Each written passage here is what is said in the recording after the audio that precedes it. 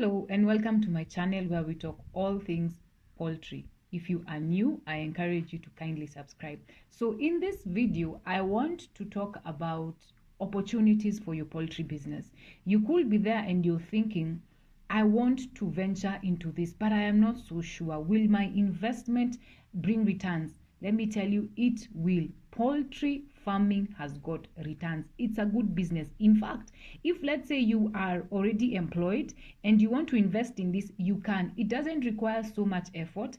It will need you to really be organized, and you can actually be earning an extra income, and you would discover can actually support you well enough to maybe even consider leaving your employment. However, as you're starting, so because you're starting small, it is safe, of course, to maintain the employment and also be in business. But you could also be there, you're not employed, and you're thinking, I've tried opportunities to get employment and I haven't got employment, and I want to be able to earn monies. Poultry farming is one of those things. It is one of those things you can do. It doesn't require so much hard work. It just requires you to be, it doesn't require so much skill. It just requires you to be hardworking and passionate. And you can do this and you can earn money. There are people who have built homes. There are people who drive cars. There are people who are educating their children with this. So it's not a bad stop. It's a good idea and a good opportunity. So in this video, you are going to talk of where are you going to get your customers? Because the first worry will be, I've invested in this. I've put my energies in this. Where will I get customers? So sit in, listen to the video. You will get ideas. Opportunity for poultry farming and poultry business. There are many. In fact, they are everywhere. It's just that maybe you have never really realized it, and now you might maybe you have no one around you who is in poultry business to help you see the truth. But as you see this video, I want it to encourage you that you can start now and you can grow. And maybe you're already in it and you want to grow further. I want to encourage you can do it and you can grow. So where do you get these customers? The first customer is your neighbor. Yes, where you stay, your neighbor is your first customer. They are the ones who will appreciate your eggs. Do you know people love farm fresh eggs? They do. So you want to start talking to them. When you get those hens, when they start laying, your neighbors, talk to them, let them know that you actually sell this. They will be one of your first customers, because people don't like going to supermarkets and wholesale and getting eggs that are stale. They want something fresh. So your neighbor is your first customer, and I hope you are in good terms with your neighbor. If not, please say hi. Start saying hi to your neighbor. They will be your first customer, and a loyal one for that matter. And they'll be buying a tray for you. Many households will take a tray. That is good business. The second customer is your local shop. Yes, you see that shop where you go to buy your bread, you go to buy your milk, you go to buy your daily necessities. That one is your next customer. Do you know, they like a supplier they can trust. They like someone they know we can call for eggs and we can get eggs immediately. I have met business people who say the one thing they like is that when they call you or when they call me for eggs, I actually bring them. They like the loyalty, they like the trust. So that person you go to buy bread from, that one is your next customer. And because they know you, they trust you.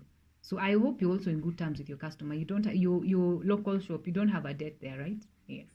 Now walk there, introduce yourself, let them know about your eggs. If you want, you can give them a sample. They will be your consistent customer. The third customer is the hotels you know around you and the food vendors you know around you. Those people will take trays. Now these ones are good because they'll take trays. Your neighbor can take one tray. The local shop can take one or two. Now hotels do many trays, and food vendors also do many trays. They don't just do one tray, they do many. So you want them because these ones buy in bulk and they give you a lot of money fast enough. You can also be able to secure feeds and you can be able to do a lot with it. So don't be shy about letting hotels, maybe cafes around you to know that you actually sell, you have a business and you sell your eggs. I know you know people in the business. I know you probably eat your meal somewhere in a hotel around you, or you don't even necessarily need to be you don't necessarily need to be a customer. All you need to do is be confident, go and tell them of your business. Let them know what you give, and in fact, just if you can, give them as a sample. Many of them like to see a sample, or you can even just take a photo of your eggs. Let me tell you, they will be your customers. They are a repeat customers and they buy in bulk, so you want to be bold and approach them. The other customers are, the fourth customer is the wholesalers, or in the markets. Those markets, because they have a large, or they attract a large volume of customers, they will take eggs in bulk. They will take 5, 10 trays, 20 trays. So you want to approach them, those markets, whether in the bus terminus, those wholesale shops, go there, tell them that you are doing the business, and they will take eggs from you. Generally, what they're looking for is someone that they can trust, and somebody that they can trust to bring the fresh eggs and to bring them in time. That's pretty much it. So don't be shy and say, I think there's already another supplier. Probably there is. They don't mind getting. Trust me, you business people don't mind working with more than one supplier. So be confident, approach them. These people will take in bulk, and they will give you a lot of money that will help you to organize yourself and do other things with the money, unlike getting one tray. When you approach them, also make sure that you can be able to supply such. You also don't want to lose trust because they're asking you for the 5 trays or the 10 trays and you cannot supply them. So if you want to go bulk, if you are increasing your flock and you want to go bulk, you want to start selling bulk, or you want to start selling in wholesale, go for it. And these are people you can approach, and let me tell you, they will take it. There's no such thing as a flooded market. There's no such thing. When it comes to this business, you go for it. Sometimes you will find one of their suppliers left them, or one of their suppliers has closed their business, and so you get the opportunity. Make sure people know you. In business, you don't want to keep quiet. You want people to know you. The other customers are customers on social media. Now, these ones may not be uptake so fast, but they can over time be converted to your customers. So if you are in a WhatsApp group and you've been there for years, and maybe they're comfortable, they don't mind you sharing your business, because there are platforms where you might not share your business, but there are platforms where really they allow you to share your business. Maybe WhatsApp groups for maybe estates where you stay. WhatsApp groups really that will just allow. Be confident and take a picture and let them know that now you actually do the business, because you will be amazed that people will not come to you just because they know you. They will come to you because they know you have something to offer. So let people know on social media. If you in a WhatsApp group, let them know. If you want to get on Facebook, do it. Whichever social media platform you're really good. There are people who it's WhatsApp will favor them, it's Facebook will favor them, it's Instagram, it's YouTube. Whatever will work for you, go for it. It's actually a good platform that can actually get you customers, especially now if you can produce more than a tray. Because there are platforms like the hotels, the WhatsApp groups, these platforms will want more than a tray. So you also want to go to a market, or you want to sell when you're sure you can supply, because you don't want now people on WhatsApp know you, people on Facebook know you, hotels around you know you, and then within a month or two they're now calling you, oh, I want a tray, I want 3 trays, I want this. You don't want the whole idea of I can just give a tray and I just sold a tray to a neighbor. No, you want to approach these platforms when you know that you can give 10 trays, 5 trays. Let me tell you, they will take. Yes, their customers, their businesses, they take 5, they take 10. The minimum they can do is 3 trays. It's there. I'm not telling you something that I've had, something that I know. People take 5 trays. In fact, my first customer took 9 trays, and it's because the 10th one wasn't full. He was to take 10 trays. So the 10th one wasn't full. So I had just going to talk to him. That day I was scouting for business because I had trays and it was my first time and I have all these eggs. So I just went confidently and I asked someone, can I sell to you eggs? And he says, can I get 10 now? I'm like, you can get 9.